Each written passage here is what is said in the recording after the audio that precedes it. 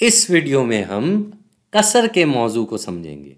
कसर, आखिर ये कसर होता क्या है, इसकी हिसाब में क्या अहमियत है, ये हम समझेंगे। कई दफ़ा ऐसा होता है कि हमें किसी चीज़ के बारे में बताया जा रहा होता है और उसके कुछ हिस्से किए जाते हैं और उस हिस्से के साथ क्या काम किया जाता है, कसर कुछ उस तरह का है।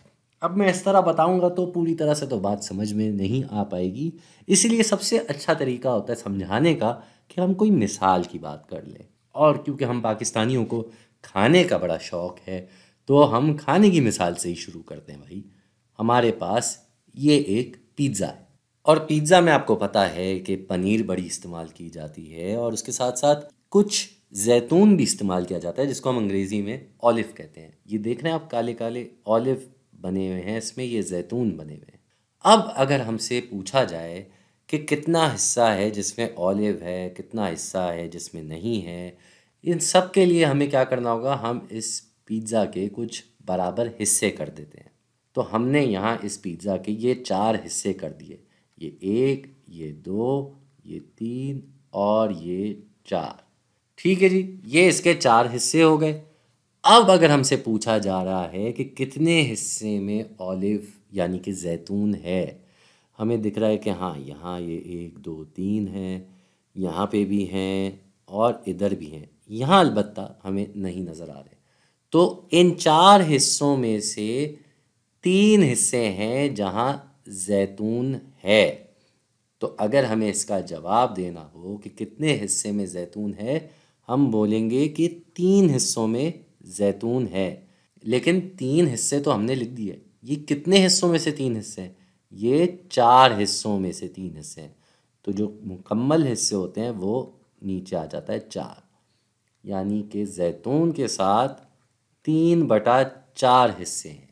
ठीक इसी तरह अगर हमें पता करना हो कि कितने हिस्से हैं जो जैतून के बग़ैर हैं, तो जैतून वाले हिस्से थे ये 1 2 3 और सिर्फ ये चौथा हिस्सा था जहाँ जैतून यानी कि ऑलिव नहीं थे। तो ये तो सिर्फ एक हिस्सा हुआ। तो इसके लिए हमारा जवाब हो जाएगा 1/4। अभी भी मुकम्मल हिस्से तो 4 ही हैं, उनमें से एक था जिसमें जैतून नहीं था, इसीलिए हमारा जवाब 1/4 आ गया। जितने मुकम्मल हिस्से हैं वो नीचे आ जाता है और जिन मखसूस हिस्सों की हम बात कर रहे होते हैं वो ऊपर आ जाता है। चले एक और मिसाल कर लेते हैं ताकि और आसानी से हमें ये समझ में आ जाए। हमारे पास कुछ फल है, ये आप देख सकते हैं। हमारे पास जर्द रंग में कीनू है, फिर ये पीले रंग में केला है, पीले रंग में लीमू है, लाल रंग में सेब है और हरे रंग में अंगूर हैं। अब अगर हमसे पूछा जाए कि पीले रंग वाले कितने फल हैं, पीले रंग के फल कितने हैं, तो ये बड़ा आसान काम है। हमारे पास कुल मिला के 5 फल हैं। ये 1, ये 2, ये 3, ये 4 और ये 5। तो इन 5 में से 2 फल हैं जो पीले रंग में हैं। तो इसके लिए क्या हो जाएगा, नीचे हम 5 लिख देंगे और ऊपर ये 1 और ये 2 फल, तो 2/5 हमारा जवाब हो जाएगा। 5 में से 2 पीले रंग के फल हैं, इसीलिए 2/5। मैं तो कहता हूँ जाने से पहले एक और मिसाल भी कर ही लेते हैं। खाने की बात हो रही है, हमने पिज़्ज़ा भी खा लिया, हमने फल भी खा लिए, तो कुछ मीठा भी हो जाए। और अगर मीठे की बात की जाए तो सबसे मज़ेदार मीठा क्या होगा, चॉकलेट।